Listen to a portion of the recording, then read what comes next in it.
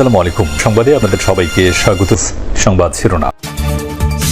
প্রতিহিংসা একটি মানুষ, একটি দল বা যেভাবে আমরা বিবেচনা করি তার পরিণতি কি হতে পারে আমরা দেখেছি 5ই আগস্ট। জবাবদিহি ও গণতান্ত্রিক প্রক্রিয়ায় দেশে পরিবর্তন আসবে, সম্পাদকদের সাথে মত বিনিময়ে তারেক রহমান। ভারত সহ 3 দেশের হাই কমিশনারের সাথে সাক্ষাৎ। স্থগিত হল পাবনা 1-2 আসনের ভোট। আপিলে প্রার্থিতা ফিরে পেলেন জামায়াতের আজাদ, স্বতন্ত্র জারা সহ 52 জন। একরামুজ্জামান সহ 15 মনোনয়ন বাতিল। অন ডেট করা যায়, প্রসপেক্টিভ ডেটে করা যায়। এটা আপনার সিদ্ধান্তটা হয়েছিল, যেটা মুখে বলা হয়েছিল সেটা লিখিতভাবে দেওয়া হয়েছে। মঞ্জুর করা হয়েছে 52টি, রিজেক্ট করা হয়েছে 15টি, আর পেন্ডিং রাখা হয়েছে 3টি। অনেক এলাকায় জ্বলছে না চুলা, রান্নাবান্না নিয়ে চরম বেকায়দা। বাড়তি টাকাতেও মিলছে না এলপিজি সিলিন্ডার। উপদেষ্টা বা তিতাসের কাছে নেই আশার বাণী। গ্যাস আসলে থাকেই না, মানে মাঝে মাঝে আসে বলা যায়। সকালে নাস্তা বানাই, দুপুরে রান্না করি, ইন্ডাকশন চুলাতে 10টা থেকে 3টা-4টা পর্যন্ত একদমই গ্যাস থাকে না। ভোট কেন্দ্রের নিরাপত্তা নিয়ে স্বাধীন কর্তৃত্ব চায় পুলিশ। আটকের পর থানা ঘেরাও করা হলে পরিস্থিতি নিয়ন্ত্রণ নিয়ে চিন্তা আইজিপির। আওয়ামী লীগের সন্ত্রাসীদের জামিনের দায় বিচারপতিদের। তাদের অপসারণে পদক্ষেপ নেওয়া উচিত ছিল প্রধান বিচারপতির, মন্তব্য আসিফ নজরুলের।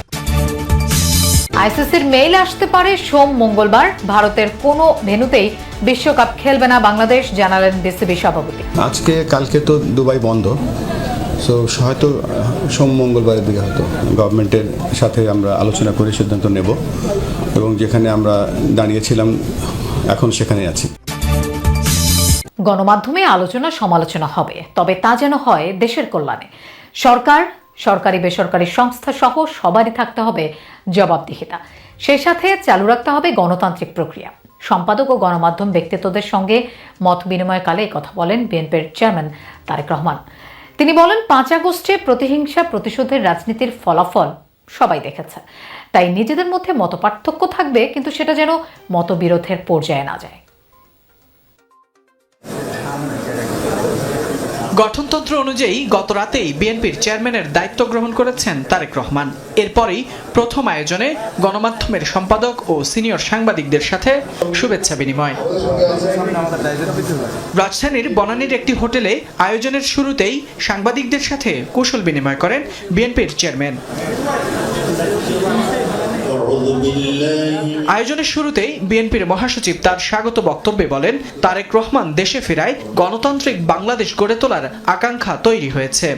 গোটা জাতি আজকে অনেক বেশি আশান্বিত হয়েছে।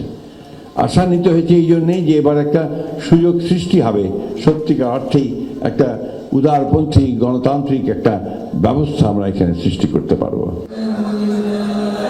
এরপর কথা বলেন গণমাধ্যমের সম্পাদকরা। তাদের কথাই উঠে আসে ফ্যাসিবাদী আমলে সংবাদ মাধ্যমের উপর নিপীড়ন ও নির্যাতনের চিত্র। যে জেল জীবন যে কত খারাপ, এটা আপনারা যারা জেলে যাননি তারা বুঝবেন না। এখানে দুজন আছেন, তারা বুঝবেন। আমি ওনার রুমেই ছিলাম, কিন্তু ফ্যাসিবাদ আমলে প্রায় আপনার 70 জন সাংবাদিক হত্যা করেছে হাসিনা। 70 জন। জুলাই রেভলিউশনের সময় নিহত হয়েছে প্রায় 6 জন সাংবাদিক। এখন যারা মিডিয়ার নতুন বন্ধুরা আপনাকে যেটা বলছে সেটাই আপনি শুনছেন, এবং সেটাই আপনি মনে করছেন এটাই বাংলাদেশের 17 বছরের ইতিহাস। বাংলাদেশের 17 বছরের ইতিহাস এটা না। এ সময় বক্তারা তুলে ধরেন গণমাধ্যমের স্বাধীনতা ও আসন্ন নির্বাচন ঘিরে নানামুখী সংকটের কথা। যে উগ্রবাদ আমাদেরকে গ্রাস করার চেষ্টা করছে, সেই উগ্রবাদ থেকে দেশকে মুক্ত করতে হলে তারেক রহমান ছাড়া এই মুহূর্তে আর কোনো বিকল্প নেই। 5ই আগস্টের আগ পর্যন্ত বিভিন্ন রেজিম যেভাবে সরকার চালিয়েছে বা সংবাদপত্রগুলো যেভাবে ব্যবহার করেছে, সেইটা দিন শেষ হয়ে গেছে। আমরা কিন্তু আন্ডারগ্রাউন্ড ওয়াটার উত্তোলন করতে করতে আমরা করেছি, এগ্রিকালচারে অনেক উন্নতি হয়েছে, কিন্তু গ্রাউন্ড ওয়াটার কিন্তু এখন প্রায় 80-90 ইয়ার্ড নিচে চলে গেছে। এ সময় নতুন বাংলাদেশ আর 5 আগস্ট পূর্ববর্তী সময়ে ফেরার সুযোগ নেই উল্লেখ করে বিএনপির চেয়ারম্যান তারেক রহমান বলেন, মতানৈক্য থাকলেও মতবিরোধে না গিয়ে আলোচনার মাধ্যমে সমাধান করতে হবে।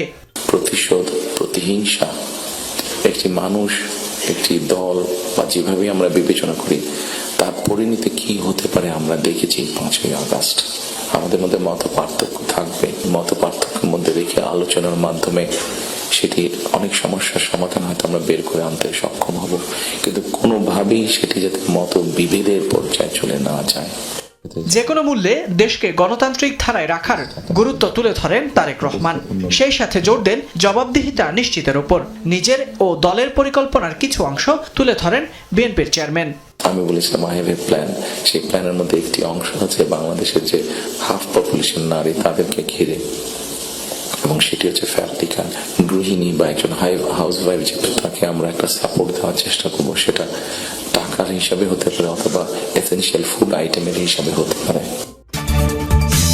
পাবনা 1 ও 2 আসনের নির্বাচন স্থগিত করে প্রজ্ঞাপন দিয়েছে ইসি। এদিকে আপিল নিষ্পত্তি শুনানির প্রথম দিন স্বতন্ত্র প্রার্থী তাসনিম জারা এবং জামায়াতের হামিদুর রহমান আজাদ সহ 52 জন প্রার্থীতা ফিরে পেয়েছেন। একরামুজ্জামান সহ বাতিল হয়েছে 15 জনের আবেদন। 3টি আপিল স্থগিত রাখা হয়েছে। পরবর্তী নির্দেশ না দেওয়া পর্যন্ত আগামী 12 ফেব্রুয়ারি পাবনা 1 ও পাবনা 2 আসনের নির্বাচন স্থগিত রাখার সিদ্ধান্ত নিয়েছে ইসি। গত 6 জানুয়ারি একটি চিঠিও ইস্যু করে নির্বাচন পরিচালনা 2 অধিশাখা। শুক্রবার এ সংবাদ প্রচারিত হলে তথ্য অধিদপ্তর ও ইসির জনসংযোগ বিভাগ দাবি করে প্রচারিত সংবাদটি সঠিক নয়। এ বিষয়ে ইসি সচিবকে জিজ্ঞেস করা হলে তিনি বলেন, তথ্যগত অসম্পূর্ণতার কারণে বিভ্রান্তি তৈরি হয়েছিল। এখানে একটু তথ্যগত অসম্পূর্ণতা ছিল, সেজন্য আপনারা যে চিঠিটা পেয়েছেন সেটাই আর কি বহাল। আপাতত এরপরে কার্যক্রমকে স্থগিত রাখা হয়েছে। পাবনা 1 আর 2 এর পরে রেট্রোস্পেক্টিভ এফেক্ট করা যায়, অন ডেট করা যায়, প্রসপেক্টিভ ডেটে করা যায়। এটা আপনার সিদ্ধান্তটা হয়েছিল, যেটা মুখে বলা হয়েছিল সেটা লিখিতভাবে দেওয়া হয়েছে। এদিকে আপিল নিষ্পত্তি কার্যক্রমের প্রথম দিন ছিল শনিবার। তীব্র গ্যাস সংকটে নাকাল রাজধানীর মানুষ।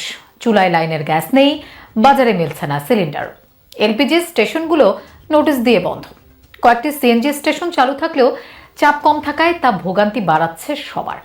মিরপুরে কারিগরি ত্রুটি সারানো হলেও পরিস্থিতি পুরোপুরি স্বাভাবিক কখন হবে তা জানেন না খোদ জ্বালানি উপদেষ্টা। তিতাস গ্যাস কর্তৃপক্ষ শোনাতে পারেনি কোনো আশার কথা। মাহফুজ মিশু রিপোর্ট। মোহাম্মদপুরের রেশমা আক্তার সকালে নাস্তা বানাতে পারেননি আজও। সব প্রস্তুত করেও হয়নি রুটি, কারণ আগুন জ্বলছে না বাসার চুলায় কয়েকদিন ধরেই। প্রায় 1 সপ্তাহ রান্না উঠে দিয়েছি, অর্ধেক হয়েছে, হঠাৎ করে গ্যাস একদম বন্ধ। ওই চুলোতে দিয়েছি, অফ হয়ে গেল, সেইটা চাল ভিজলো, রাতের বেলায় সেইটাকে খিচুড়ি বানিয়ে রাতের বেলায় খেয়েছি। আবার পাশের গলির নীলুফারের কথাই ধরুন, টানা 7 দিন ধরে রান্না করতে পারছেন না বাসায়।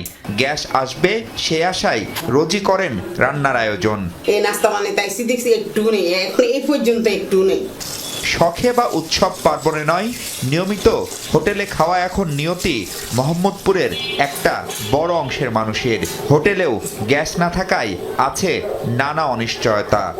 রেডি করে বসে আছি, এখন গ্যাস আসবে কিনা তাও তো নিশ্চয়তা নাই। রাতেও 1টা 2টা 3টার সময়ও চেক করা হচ্ছে উঠে, বাট কোনো সময় গ্যাস থাকছে না। কেবল মোহাম্মদপুর মিরপুরই নয়, দেশ জুড়েই চলছে ভয়াবহ গ্যাস সংকট।